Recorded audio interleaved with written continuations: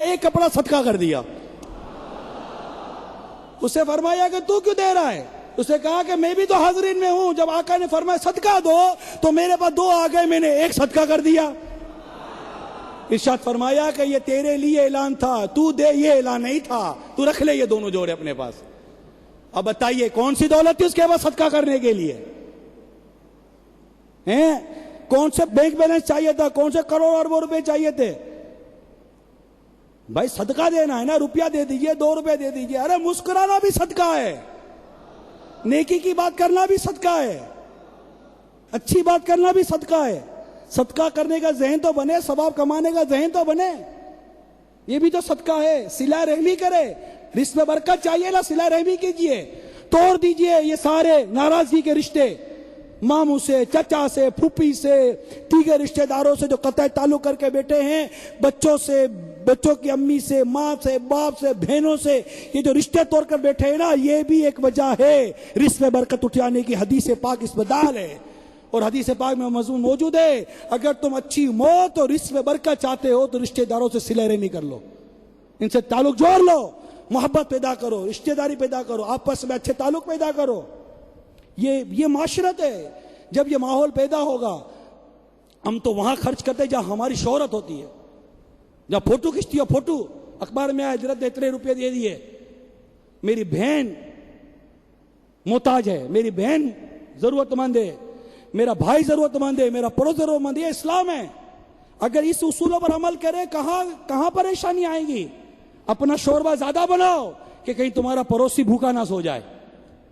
وہ مومن نہیں جو خود رات کو پیٹ بھر کے سوئے, اس کا پڑوسی بھوکا سو جائے. ایسی چیز باہر نہ پھینکو کھا کر کہ پڑوسی کا بچہ دیکھے تو اس کے اندر احساس پیدا ہو. یہ اسلام کی تعلیمات نہیں ہے. اگر آپ اپنے پڑوسیوں کا خیال رکھیں, اپنے بھائی کا خیال رکھیں, اپنی بہن کا خیال رکھیں, اپنے بچوں کا خیال رکھیں, کچھ نہ کچھ دے دیں, ان کا ہاتھ ہلکا کر دیں. ارے پشتے کھائیں, اتنا روپیہ پڑا ہوا ہے ہمارے تیجوریوں کے اندر, ہمارے اداروں کے اندر, پشتے کھائیں. دو نہ بھائی, دو نہ بانٹو نا, اللہ کی راہ میں تقسیم کریں. میں یہ نہیں کہتا سارا اٹھا کر دے دینا, اسی کو بات ہے, لیکن دینا تو چاہیے. دے ہی نہیں رہے نا, دے ہی نہیں رہے. غریب مر رہا ہے, غریب پیس رہا ہے. جا کر ڈھونڈو, دو, نیکی کے کاموں میں خرچ کیجئے. برکت چاہیے نا, معیشت بحالی چاہیے نا. آئیے نا, عملی طور پر قدم اٹھائیے نا, عملی طور پر قدم اٹھائیے. تکلیف ہے, نفس کو بھاری ہے, لیکن رب کی رضا ہے. لن تنالوا البر حتى تنفقوا مما تحبون. اللہ کی راہ میں وہ چیز خرچ کرو جو تمہیں زیادہ محبوب ہے. اگر تم نیکی کو پانا چاہتے ہو, بھلائی کو پانا چاہتے ہو, تو جو چیز پسند ہے وہ دیجئے. جو چیز میرے کام کی نہیں وہ بھی اٹھا کر دے ہی دیتے چلے. کیا عرض کر سکتا ہوں. تو یہ معیشت کی بحالی اور آپ کے رزق برکت کے مدنی پھول ہیں, ان کو اختیار کیجئے. پھر آئیے انفرادی اصلاح پر. اپنا کھانا, اپنا پینا, اپنا رہن سہن سادہ کر دیجئے. آپ کو معیشت کی بحالی چاہیے, اسباب کا حل چاہیے نا, سادہ کر دیجئے. کیوں نہیں کرے سادہ؟ ناجائز اور جائز کی بحث میں نہیں جا رہا, ایک اخلاقی بحث کر رہا ہوں, اخلاقی بحث کر رہا ہوں. اس کو سمجھیے. آپ بتائیے, فاروق اعظم رضی اللہ عنہ کے دور میں قحط پڑا, آپ نے اپنے اوپر گھی کھانا بند کر دیا. آپ نے فرمایا میری قوم بھوکی ہے, میں گھی کیسے کھا سکتا ہوں. حضرت یوسف علیہ نبینا علیہ صلاۃ والسلام کے دور میں جو قحط پڑا, آپ نے اپنی خوراک کسی حد کتنی کم کر دی. لوگوں نے کہا حضور کیوں؟ جب قوم نہیں کھا رہی تو میں کہاں سے کھاؤں.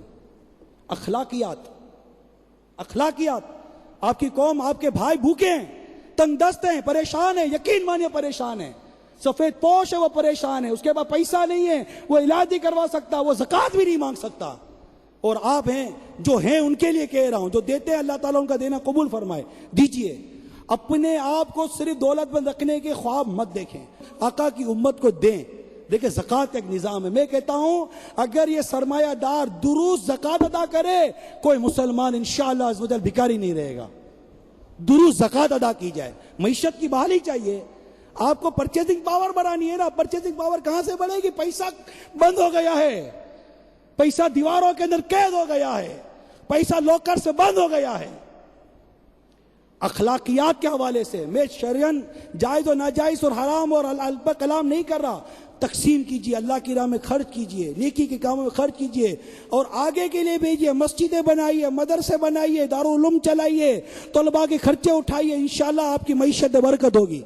اور خود علم دین سیکھیے، کہ حدیث پاک میں آتا ہے جو علم دین کے لیے چلتا ہے، علم دین سیکھتا ہے، اللہ تعالیٰ اس کی معیشت میں برکت عطا فرما دیتا ہے۔ آئیے اسی طرح اپنی تقریبات کو سادہ کر دیجئے۔ آپ سب کچھ کر سکتے جو آپ کے ہاتھ میں ہے جائز طریقے سے، لیکن اپنی تقریبات کو سادہ کیجئے، اوروں کا خیال کیجئے، سادگی اختیار کیجئے۔ پھر ایک ایسے مسئلے کی طرف لے کے جا رہا ہوں جو واقعی حرام و ناجائز ہے، وہ ہے مخرب اخلاق معیشت، ایسی انڈسٹریز جہاں گناہ پیدا کیے جاتے ہیں۔ فلم انڈسٹری لے لیجئے، کروڑوں روپے اس پر سالانہ لگتے ہیں، کروڑ اربوں روپے، اور اس کے دیکھنے پر کروڑوں روپے خرچ کیے جاتے ہیں۔ آپ میری بات پر اعتماد کریں گے، مانیں گے؟ ہے کروڑوں اربوں روپے اس معیشت پر خرچ ہوتا ہے اور کروڑوں اربوں روپے اس کے دیکھنے پر خرچ کیے جاتے ہیں۔ یہ روپیہ اگر بچ جائے تو اس قوم کا بھلا نہ ہو جائے۔ خاص اسراف حرام و ناجائز ہے یہ خرچ، اللہ کی نافرمانی پہ خرچ کرنا ہے۔ یہ اللہ تعالیٰ نے واضح لفظوں میں منع کر دیا، اسراف نہ کرو، کھاؤ پیو، اسراف نہ کرو، حد سے نہ بڑھو۔ صریح اسراف ہے یہ، صریح اسراف۔ اور یہ وہ فضول خرچ لوگ ہیں جو واقعی جن کے بارے میں آئے گا شیطان کے بھائی ہیں۔ بند کریں نا، یہ ساری چیزیں مل کر کرنی پڑیں گی۔ پھر دیکھیے معیشت میں کیسے ترقی ہوتی ہے۔ پرچیزنگ پاور جب تک نہیں بڑھے گی نا، لوگوں کی قوت خرید نہیں بڑھے گی، آپ کی ڈیمانڈ نہیں بڑھے گی۔ آپ بھلے اپنا مال کتنا ہی بنا لو، لوگوں کے پاس پیسہ نہیں ہے، کہاں سے خریدیں گے؟ پھر مال سنبھالنے کے لیے آپ کو دوسرے مال کے لیے، مینٹیننس کے لیے، اس کے لیے آپ کو پیسے چاہیے ہوں گے، اور پھر یہ سارا نظام برباد ہو جائے گا۔ اب میں یہی عرض کروں گا کہ پیغام تو بڑا طویل ہے۔ میں امید کرتا ہوں کہ اگر ہم اسی طرح بات سمجھنے لگے جس طرح ماشاءاللہ آپ بیٹھے، مجھے امید نہیں تھی کہ آپ کو اتنی دیر یہاں آپ بیٹھ جائیں گے۔ یہ اللہ تعالیٰ کا کرم ہے، اور آپ کی میرا اس سے آپ کی دین سے محبت ہے، آپ کو آپ کے دین سے، آپ کے مذہب سے، اور بالخصوص آپ کو آپ کی دعوت اسلامی سے محبت ہے۔ حضور اس طرح کے میسیجز بھی آ رہے ہیں کہ ماشاءاللہ بہت لطف بھی آیا اور سیری حاصل نہیں ہوئی، دوبارہ بھی اس طرح کی کوئی نشست ہو یا اس کا کوئی مستقل حل بھی مل جائے کہ یہ تجارت کرنے میں جو اتنے ساری خرابیاں ہیں، تو کوئی دعوت اسلامی نے جہاں ہماری یہ خیر خواہی فرمائی اور ہمیں یہ اجتماع کا موقع دیا، ہمیں یاد کیا، تو اس کا کوئی مستقل حل بھی مل جائے کہ ہم اپنی تجارت کے تمام طریقوں کو شریعت کے مطابق چلانے میں کامیاب ہو جائیں۔ ایک حل ہے میرے پاس،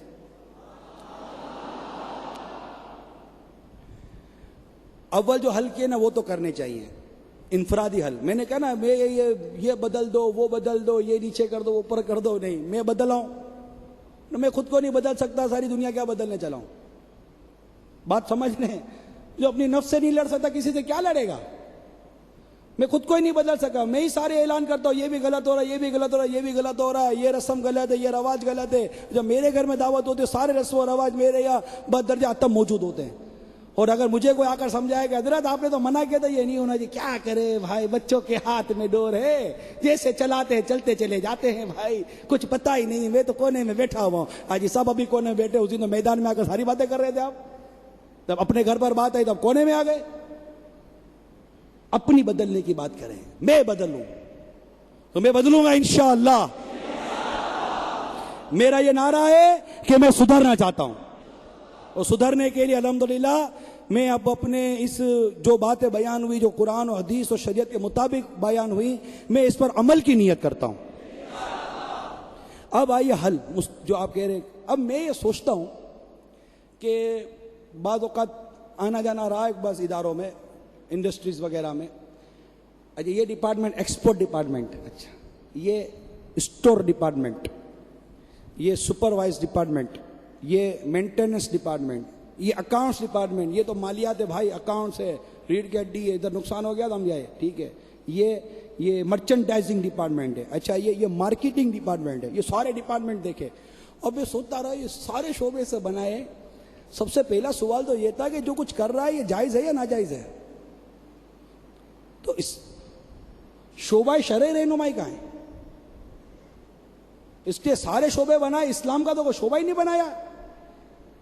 اس کے پاس ایک پیپر آیا، اس کو میل آئی، بالفر ایل سی آئی، کو ٹرمس اینڈ کنڈیشن آ گئے، اس کا ایکسپورٹ آرڈر آ گیا، امپورٹ آرڈر آ گیا، اس میں شرط لکھی ہوئی ہے، طریقہ لکھا ہوا. ٹھیک ہے، یہی ہے نا. آپ نے اپنے عملے کو بلایا، اس میں آپ کا مرچنڈائزر بھی آ گیا، آپ کا مطلب کہ مینیجنگ ڈائریکٹر بھی آ گیا، آپ کی کاسٹنگ والا بھی آ گیا، سارے آ کر آپ کے سامنے بیٹھ گئے، سب کو آپ دکھا رہے کاپی. یہاں ذرا دیکھیے